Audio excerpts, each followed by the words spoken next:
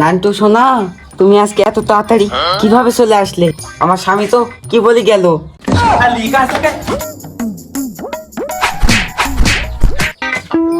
এরে মাগি, ভাত টাত দিব নাকি? বেলা দুপুর হয়ে গেল, দোকানত যাবো কখন? তাড়াতাড়ি নিয়ে আই। দেখতো আমাদের কথা শুনতো, আমার লাগান মিয়া হয়ে গেছি তোর ভাত খাই। অন্য কোনো মিয়া হলে তুই 10টা লাখ দিত।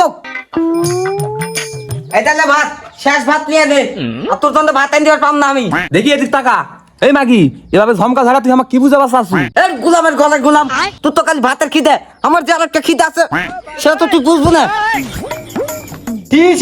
আমার বেটার বই কি নাটক করে।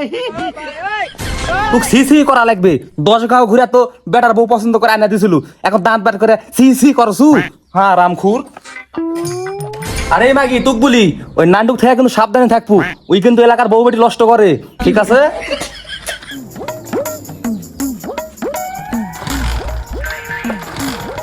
দূর মারা, গাড়িরও ঝামেলা, নারীরও ঝামেলা। সত্য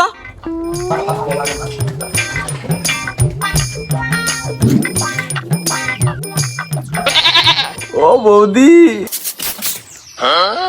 তুই কে রে? बेटा मन में लड्डू फूटा। বৌদি আমি নান্টু। তুমি সেই নান্টু?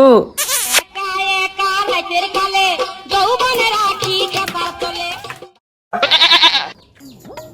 ওই মাগি, তাড়াতাড়ি ভাত লাই, কখন তোমার যামনি? লেট হয়ে গেল, তাড়াতাড়ি আই। দাও। তুমি জানো আমাক আজকের পর থেকে আর মাগি বলে ডাকবেন না, আমার শরম করে না। ঢং দেখা বাসি না। আর আজকে তোর এত দরদ কিসের রে? যা যা, তোর লাগান মধ্যে দরকার নাই, আমার নান্টু আছে। ওরে আমার নান্টু চলে আইছে। নান্টু সোনা, তুমি আজকে এত তাড়াতাড়ি কিভাবে চলে আসলে? আমার স্বামী তো কি বলি গেল। ওরে মাগি, তাহলে তুই নান্টুর সাথে আকাম কুকাম করি, তাই তো না বলি তুই আমার সাথে 2 দিন থেকে ভালো ব্যবহার করছু।